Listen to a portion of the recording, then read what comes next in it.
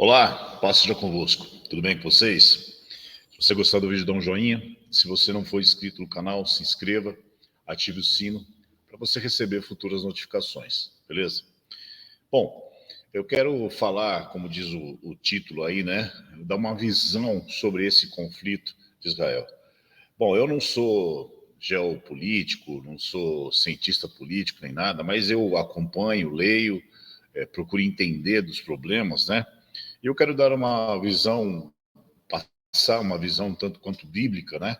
E também minha visão pessoal de todo esse contexto de coisas que a gente está presenciando aí e a gente precisa discorrer. Mas eu gostaria de começar com uma pergunta. Você acha que todo muçulmano é moderado? Né? Por que eu estou dizendo isso? E aí você, no decorrer talvez esse vídeo vai ficar um pouco extenso, mas no decorrer você vai entender. Há muitos anos atrás, há uns 4, 5 anos atrás, uns 4, 5 anos atrás, nós tivemos um treinamento com um pastor que ele é especialista, né? A matéria principal que ele gosta de dar é sobre Apocalipse. E uma coisa me chamou muita atenção nessa questão, que ele sempre falava, ele falava uma coisa muito importante: preste atenção nos detalhes, não fique tentando decifrar as coisas. Mas uma coisa me chamou muita atenção em tudo que ele disse, que ele tem uma igreja, obviamente, né? Uma igreja relativamente grande, se não me engano, em Niterói, e ele tinha uma bandeira enorme de Israel no seu altar. E um dia umas pessoas foram visitar um homem que estava com um amigo dele, e esse homem esperou o final do culto para conversar com ele, né?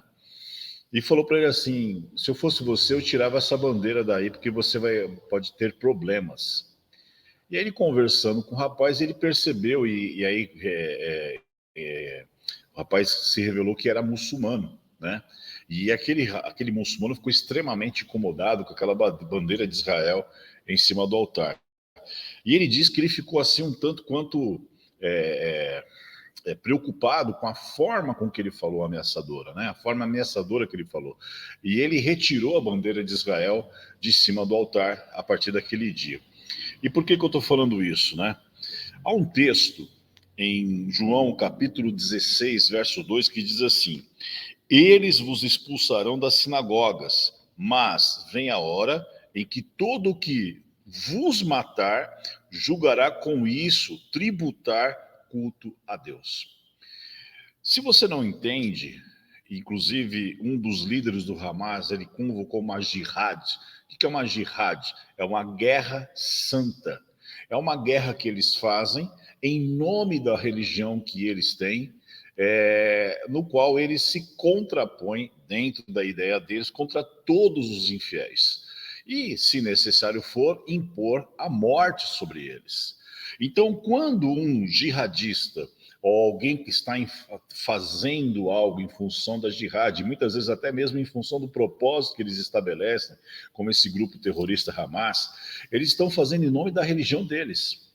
Então, para eles, o que eles estão fazendo é matando os infiéis e prestando um culto a Deus.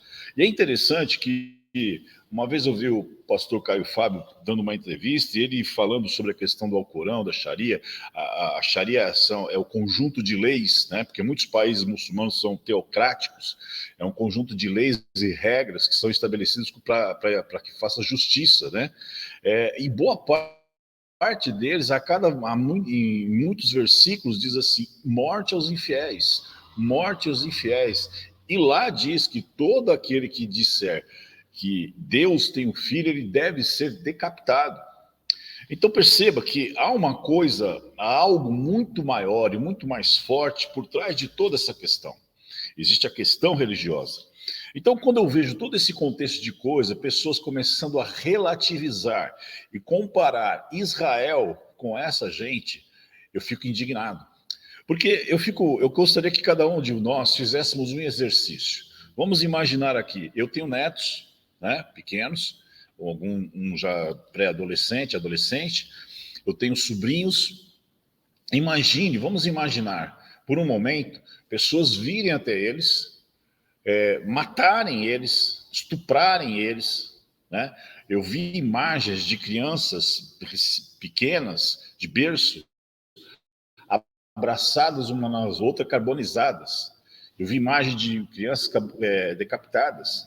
E, de repente, você querer comparar isso com uma ação, uma reação, como uma resposta desse contexto de coisa. Então, a pergunta que eu faço é: e se fosse um dos seus familiares? E se fosse um dos seus netos? Eu sei que muita gente tem filho, tem neto, tem sobrinho, crianças pequenas. Isso sem falar de mulheres, sem falar de famílias inteiras, sem falar de muitas situações. Eu vi imagens estarrecedoras. Eu vi uma imagem que eles abriram uma vala em Gaza, já tinha muitos mortos ali, e eles pegavam os prisioneiros que eles tinham sequestrados, vedaram seus olhos, colocaram seus braços para trás e jogavam dentro daquele buraco que não era raso, era fundo, né? E a pessoa assim se debatendo sem entender, de repente era morta a tiros. E é inimaginável ver essas coisas e as pessoas quererem relativizar e dizer que Israel está fazendo um genocídio porque está matando. Veja bem, primeiro ponto, o Hamas, ele subjuga aquele povo. Ele sequestra aquele povo, não permitindo, porque para você ter uma imagem que Israel, ele manda panfletos dizendo: nós vamos bombardear esse lugar, então fuja para o sul. Mas o Hamas está bloqueando as estradas. Então, existe aqui uma questão ética na condução dessas coisas, porque Israel está simplesmente respondendo uma ação de algo que aconteceu com ele. E aí eu vejo pessoas falando assim: não, mas o Netanyahu é de extrema-direita, porque não sei o quê, bababá. Veja, Israel, você não fica com as minhas palavras. Israel com a Aline, que é um canal que tem no YouTube, que é uma brasileira que é judia, e ela fala: isso ficou para um segundo plano. Nesse momento, tanto esquerda como direita estão unidos num só propósito, fizeram um governo só para lutar contra esses terroristas. Por quê? O que está em jogo em Israel é a sua existência. E aí, eu vou para o terceiro ponto. Por quê? Eles não querem acordo. Não adianta, nós queremos o Estado da Palestina. Sim, eles querem, desde que Israel não exista. Ponto. Desde 1937 para cá, 5 acordos foram feitos e Israel concordou em estabelecer o Estado palestino. Porém, os palestinos, na hora do vamos ver, eles não assinam. Yasser Arafat, que foi o criador do Hamas, essa coisa toda, chegava na hora H, também não aceitava. Esses novos líderes não aceitam.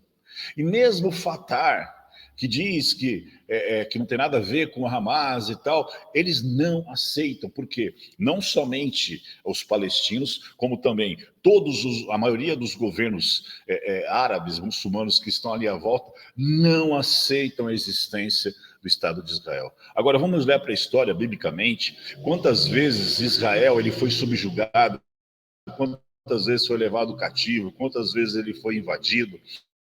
E por que existe a Palestina? Porque no ano, se eu não me engano, de 130, havia um imperador, se eu não me engano, chamado Adriano, que ele, em função de uma revolta dos judeus, né, contra a Roma, ele estabeleceu aquele lugar e deu um nome àquele lugar, Palestina, como uma referência aos filisteus, que eram talvez os maiores inimigos de Israel na antiguidade. Então, Israel, aquele território, historicamente, sempre foi de Israel. E Israel teve que lutar sempre para poder existir. Então, não existe uma guerra ética entre Israel e Hamas, porque o Hamas é um movimento terrorista. Mas aí vem a pergunta que eu fiz no início para você. Porque eu vejo muita gente dizer assim: ah, mas o Hamas não são os palestinos. Sim, em parte eu concordo, porque em parte não saberia dizer a quantidade. Uma parte dos palestinos realmente não querem guerra, mas uma boa parte deles querem. Olhe o que está acontecendo no mundo. Eu vi imagens de pessoas festejando em Nova York, festejando em Londres, Paris, palestinos, muçulmanos, com suásticas à mostra, né? festejando o êxito do ataque terrorista do Hamas naquele lugar. E foram proibidos manifestações em determinados países, e eles estão peitando os policiais contra essa determinação, e festejando, e clamando, e cantando Hamas, Hamas, Allah Akbar, essa coisa toda, e invocando a destruição do Estado de Israel. Mas aí eu quero colocar um vídeo para você, que eu quero compartilhar. Eu quero que você tire a sua conclusão. Que justamente um muçulmano falando com outros muçulmanos e falando dessa questão de que o muçulmano moderado. Então vamos lá. Só um minutinho.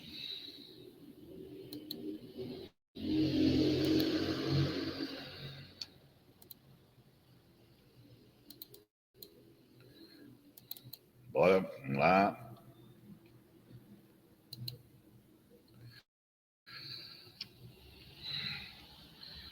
Preste atenção. Vai ter uma legenda, ele está falando em inglês, mas vai ter uma legenda, você pode... The camera. Can we have this camera focusing on all the audience, sir? Can we have this camera focusing on every now and then, every time we have a conference, every time we invite a speaker, they always can come with the same accusations. This speaker supports death penalty for homosexuals.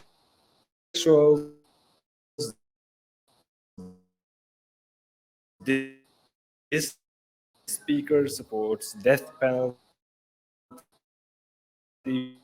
for this crime or this crime, or that he is homophobic. It's all the time. Every Muslim actually has. Every Muslim believes in these things. Just because they're not telling you about it, or just because they're not out there in the media, doesn't mean they don't believe in them. So I will ask you, everyone in the room, how many of you are normal Muslims? You're not extremists, you're not radical, just normal Sunni Muslims. Please raise your hands. Everybody, mashallah, subhanallah. Okay, take down your hands again. How many of you agree that men and women should sit separate? Please raise your hands. Everyone agree. Everyone agree. Brothers and sisters. Subhanallah. So it's not just these radical sheikhs then.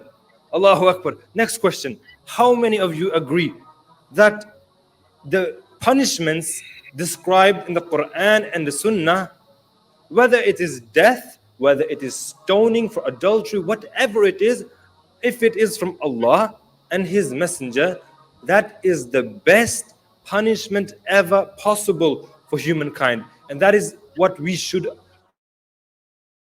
apply in the world. Só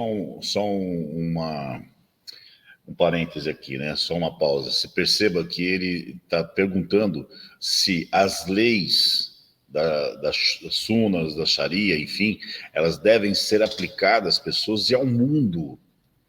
Então perceba que não é uma coisa territorial deles. Eles têm a ideia de conquista mundial. E eles estão, e essa palestra é feita na Noruega. Mas vamos lá, vamos continuar aí.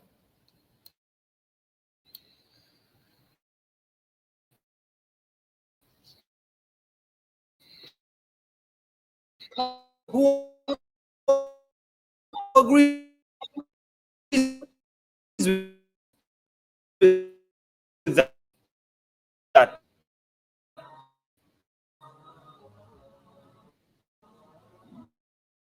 Allahu Akbar. Are you all Islam, sect or anything like that? No one. Allahu Akbar. How many of you just go to these normal masajids in Norway, the normal Sunni mosques? Please raise your hands. Allahu Akbar.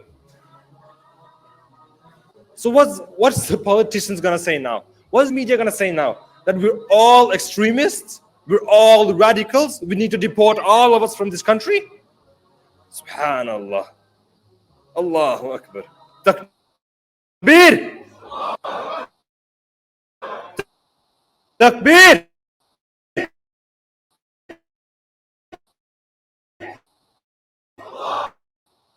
Takbir! We have the next.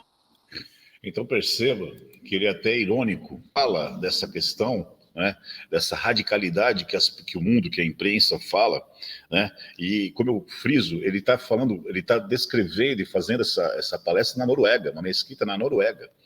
E muitos países europeus estão sofrendo já com essa quantidade massiva de muçulmanos ali, porque eles impõem a cultura deles. Ora, se eu estou na minha casa e a pessoa vem na minha casa, as regras são da minha casa. Então, com o país deveria ser a mesma coisa. Só que eles não se importam e eles impõem pela força, eles ameaçam. E muitas vezes, como você viu há anos atrás, a questão do Charlie Hebdo, aquele massacre que foi feito naquele jornal de comédia, né? Enfim, isso é uma realidade.